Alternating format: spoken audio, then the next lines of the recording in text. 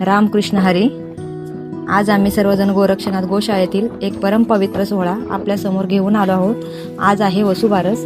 हा केवळ दिवाळीचा पहिला सण नाही तर गोवत्स द्वादशी म्हणून ओळखला जाणारा हा दिवस गोमाता आणि वासरांप्रती आपली कृतज्ञता व्यक्त करण्याचा सर्वात मोठा सण आहे.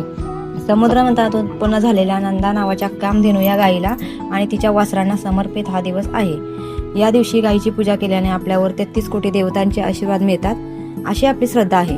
सकाळपासूनच आमच्या गोशाळेत एक भक्तिमय आणि उत्साहाचं वातावरण होतं. तुम्ही पाहू शकता. आजच्या पूजेसाठी एक अतिशय सुंदर आणि दुर्मिळ गोष्ट ही गोमाता जिच्या गळ्यात फुलांचा हार घातलेला आहे ती आपल्या 2 वासरांना प्रेमाने दूध पाजते आहे. एकाच मातेचा आधार. या पवित्र मातृत्वाच्या दृश्याने खरंच मन तृप्त होत आहे. याच गोमातेचं आज विधिवत पूजन झालेलं आहे. पूजेसाठी आज आपण खूप लोकांनी गोशाळेला भेट दिलेली आहे. महिलांनी आपल्या मुलांच्या सुख समृद्धी आणि दीर्घ आयुष्यासाठी मनोभावे प्रार्थना केली आहे. गोमातेचे आशीर्वाद घेतले आहेत. एका दुसऱ्या गोमातेला हे सुंदर वस्त्राने आणि माळाने सजवण्यात आले होते. गोसेवा म्हणजे साक्षात विठुरायाची सेवा.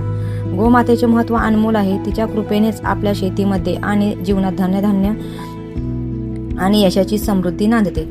हा सोहळा यशस्वी करण्यात सहभागी झालेल्या गोरक्षनाथ गोशाळेच्या सर्व सेवकांचे आणि भाविकांचे आम्ही मनपूर्वक आभार मानतो.